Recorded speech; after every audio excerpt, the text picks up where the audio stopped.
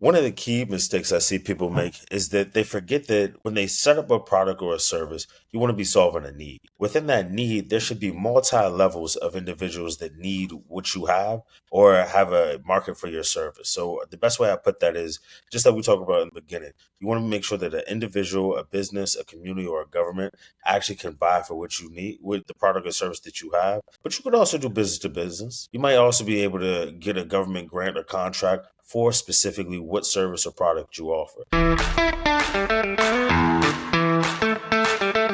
Hey, everybody, welcome back to the Scale Smart, Grow Fast podcast.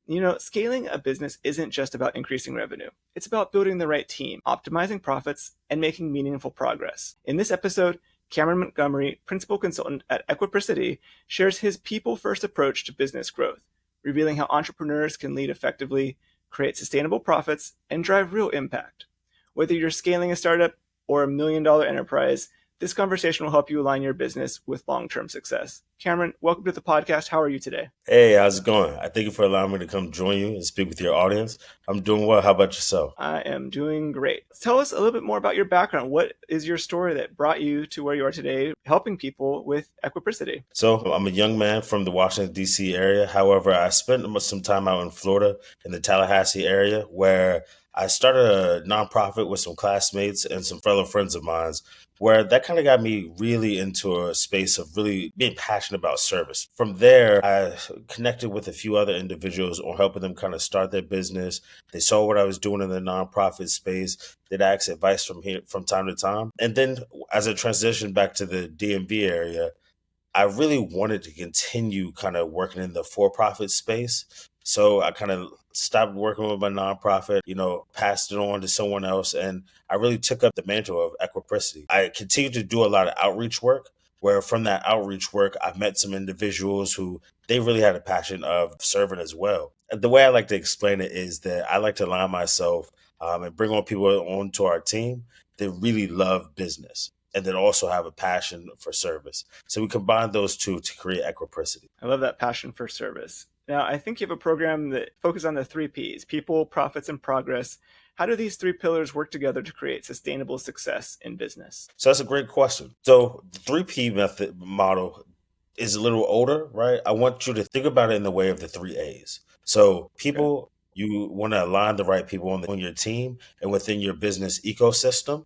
Then you want to amplify the profits that you're looking to make. So that means you want to make sure that you're amplifying the value that you create for your product, your service, in a way that allows you to you want to amplify the value you create on multiple levels, whether that's to an individual, whether that's to a business, whether that's to a community, or that's to a government municipality. Then you want to accelerate execution.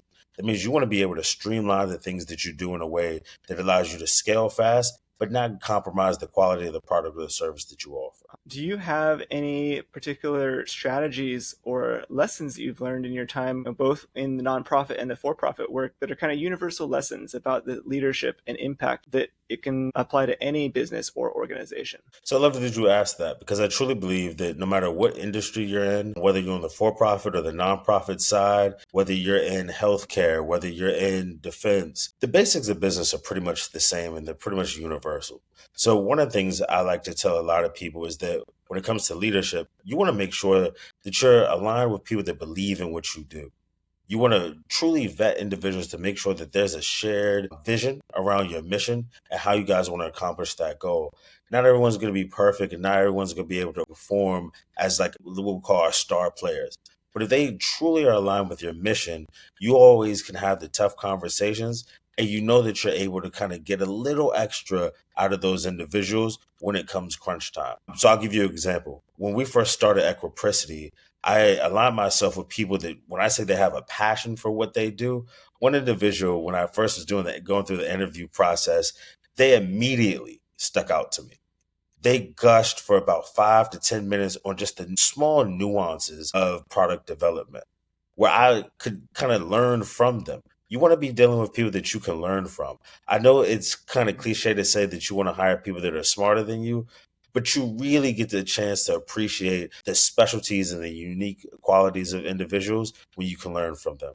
So one of the things I'd always suggest is find people that love what they do in a way that they can teach you how to do it. I love that. Finding people that have that passion can be really important, and especially when you're trying to scale, you can't be passionate about everything in business. Like, there's just not enough hours in a day, and so bringing in the right people who have their passion in the area that you need help in can really help you scale sustainably. People are at the center of what you do. What strategies do you recommend for business owners to build strong teams, and at what point can you kind of help guide people on like when is it time to let go of a task? So I think a lot of times when you're scaling your company and you are a solopreneur, we'll say, and you're putting all these tasks on your plate, once you get to a growth intersection where you no longer can facilitate all the work that's being done. So let's say it comes to sales.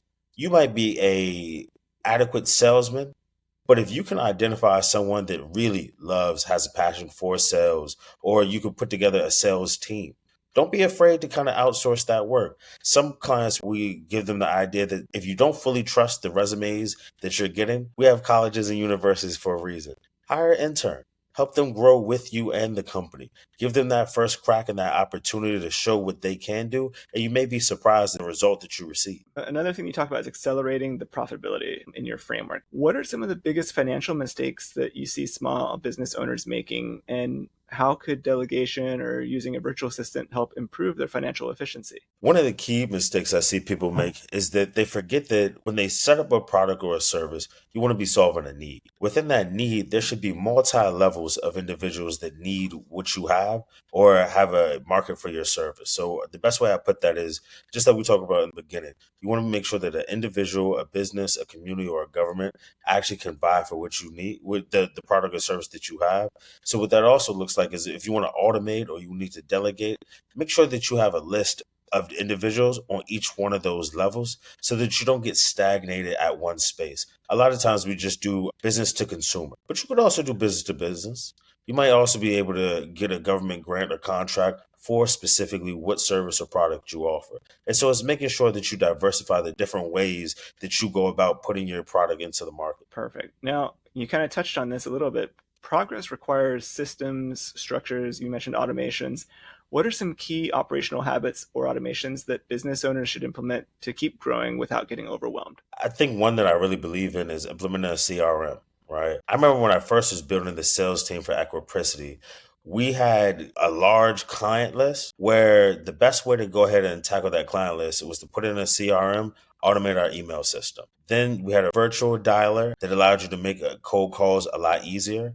Then anything that kind of went through the cracks, any major leads that you got, you're able to follow up on those leads a lot smoother. Now, instead of going through 1,500 people one by one, you might go through 100. And they're kind of like warm clients instead of cold clients. Right.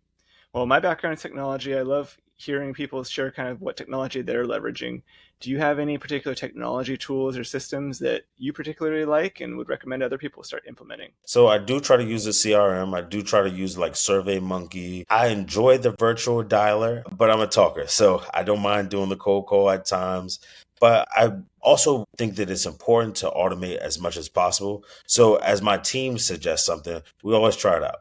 We always make sure that we don't make any idea a bad idea. If it works, it works. If it's profitable and it's producing success for what we're doing, we'll go with that. However, we find that it creates a bottleneck or we're over reliant on that on technology, that we have to back out. There was a point where we had an individual try to do a lot of their grant proposals through using AI.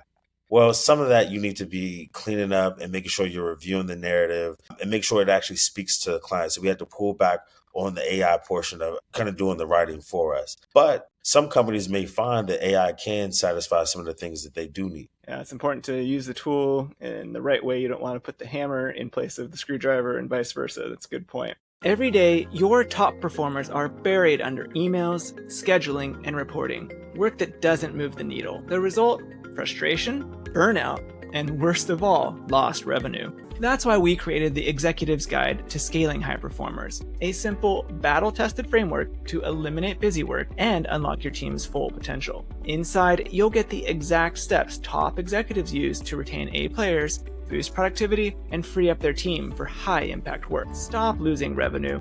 Go to workergenics.com/growth-hub or check the episode notes to download the Executive's Guide to Scaling High Performers now. You've worked at businesses at all stages, and from startups to million-dollar companies. What are some of the biggest mindset shifts that entrepreneurs and business leaders need to make as they scale? The biggest mindset shift that an entrepreneur needs to make is around where they actually want to go. A lot of times you get bogged down in just kind of doing the work.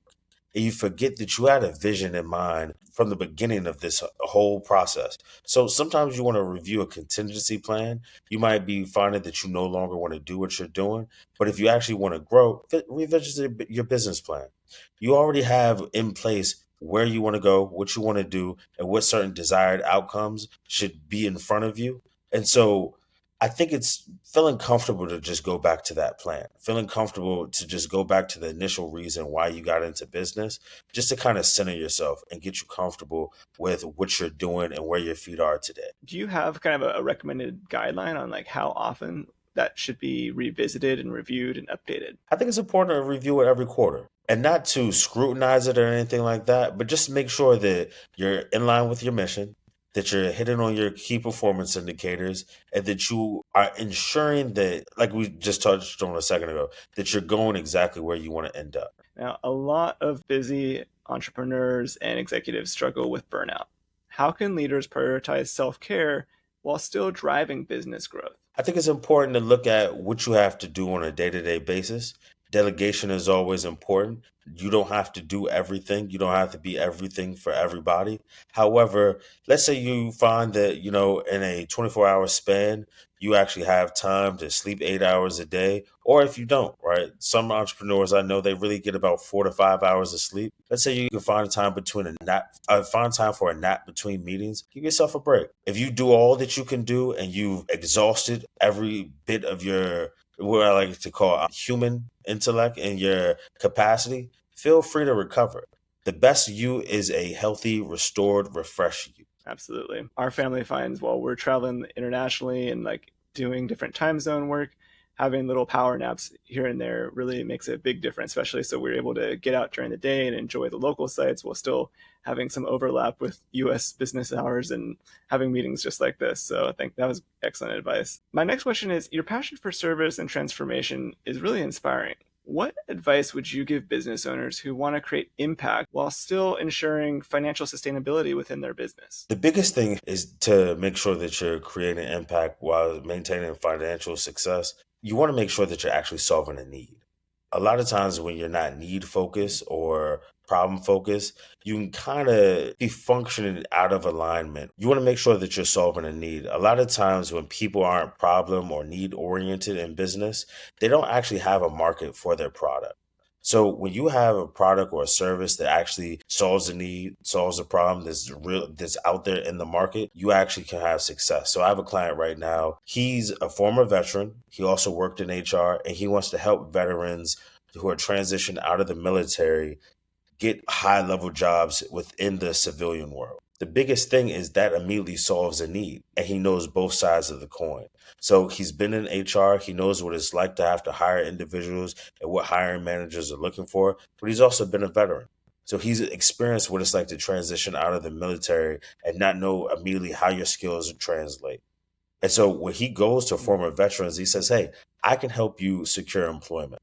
I can do job placement. I can do resume writing. I can offer these different services. He's also able to do it knowing that there's also a need on both sides. There's a need for veterans to be employed, and there's a need for hiring managers to fill the voids in their workspace.